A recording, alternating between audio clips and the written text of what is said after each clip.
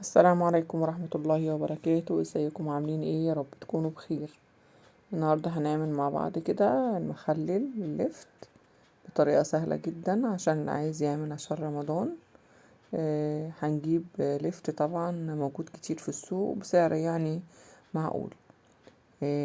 هنعمله مع بعض وهقول لكم التركية اللي تقدر تخلي اللفت يعيش معاكم فترة أطول من غير ما يحصل له أي حاجة ولا يتهرى ولا أي حاجة، وتبقى الواحدة مقرمشة لآخر وقت.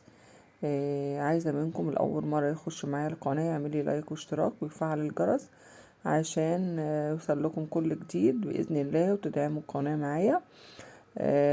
ونصلي ونسلم على رسول الله. اللهم صل وسلم عليك يا رسول الله. هنبدأ مع بعض إن شاء الله نقول المقادير ونسمي الله كده، نقول بسم الله الرحمن الرحيم. اول حاجة هتجيبي كمية اللفت اللي انت عايزاها، تغسليها كويس جدا بالفرشة بايدك، زي ما انت شايفة كده، هتخليه نضيف خالص من اي طينة فيه. انا بحب الفرع الاخضر ده، بعمله في المخلل بيبقى طعمه تحفة. هنا انا غسلته وصفيته، وزي ما انتم شايفين لونه جميل كده ومورد. هنبدأ بقى نقطعه التقطيعة اللي انت عايزاها. هتقطعيها بقى مطولة مكعبات زي ما انت حابة. انا هنا هقطع اللفتاية كده اهو زي ما انتوا شايفين كده دواير، يعني هوريكوا واحدة او اتنين كده. وايه وبرضك التقطيع ده حسب الرغبة. في ناس بتحبوا تقطعوا زي القلقاس كده مربع في مطول، فزي ما انت حابة هتقطعيه كده بالحجم ده، يعني ما يبقاش رفيع قوي ولا تخين قوي، يعني بيبقى في المعقول. طبعا انت لو عندك حاجة كده ما تعمل المخلل شكل تمام، مفيش عادي بسكينة عادية خالص هتقطعي. هنقطع الكمية كلها مع بعض كده ونرجع نقول لكم بقى ايه التركاية المهمة جدا اللي هتخلي معاكي المخلل يقعد معاكي فترة طويلة ما يجرالهوش حاجة ولا يطرى ولا اي حاجة. انا هنا كده اهو زي ما انتم شايفين خلصت الكمية كلها معاكم. اللي طالع بقى مدور اللي طالع مربع يعني يعني تقطيع عشوائي. هي المهم طعمه. انا هنا بجيب كيس ملح اللي هو الصغير خالص ده، بحطه على اللفت، وبملى بغطي الميه لللفت قبل ما املحه. طبعا الكلام ده كله قبل التمليح، وبسيبه يعني بتاع ربع ساعه كده.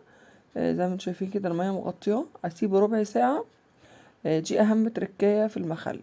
ليه بقى؟ انا هنا بينزل المية اللي فيه، ف مش بعد ما بخلله فتلاقي كده البرطمان قل معاكي، لا انا كده نزلت المية اللي فيه كلها بشوية الملح دي وعقمته. هنبدأ بقى اللي احنا ناخده، اصفيه من المية دي خالص واحطه ببرطمانات. طبعا البرطمان هيتملى مش هينزل معاكي تاني، حتى لو حطيتش عليه ميه مش هينزل معاكي تاني. في ناس كتير بتعمل الليفت وبعد شويه تلاقي الليفت نزل لنص البرطمان.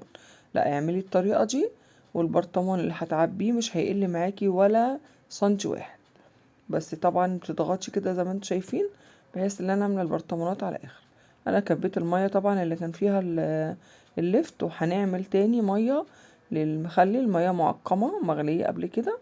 لكل كوباية مية معلقتين ملح ونص معلقة سكر، وطبعا وشوية خل. السكر ده يعتبر ايه المادة الحافظة بتاعة المخلل. يبقى انا عندي تركية. اول تركية انا بحطه في مية في ملح، وتاني تركية هي السكر. السكر بيطول من عمر المخلل معاكي، مهما قعد معاكي بيبقى ما بيجرالهوش حاجة. يبقى لكل كوباية مية معلقتين ملح ونص معلقة سكر ومعلقة خل. انا هنا بملى البرطمانات للاخر. انا كان عندي جزرتين كده، يعني حطيتهم في وسطيهم. طبعا انت لو عندك تشكيلة جزر هتكتري معاكي، انا لقيت جزرتين عندي فحطيتهم ايه وسطيهم كده. يعني يبقى مع بعض يعملوا طعم. انا طبعا فتحته بعد 10 ايام. زي ما انتم شايفين احنا خلصنا برطمان، ما لحقتش اصوره، ولحقت البرطمان التاني الحمد لله اللي انا اوريكم شكله بعد ما خلص واكلناه كمان. فالطريقة دي بجد مضمونة جدا. شايفين انتي كده اللفت الواحدة بوحدتها، شايفين ناشف ازاي ومقرمش، ونفس الحكاية للجزر. فجربي الطريقة دي مش هتندمي خالص. وتعملي لي لايك واشتراك في القناة، وتعملي لي دعم للقناة، ويا ريت تشيروا الفيديو عشان يوصل لأكبر عدد منكم. والسلام عليكم.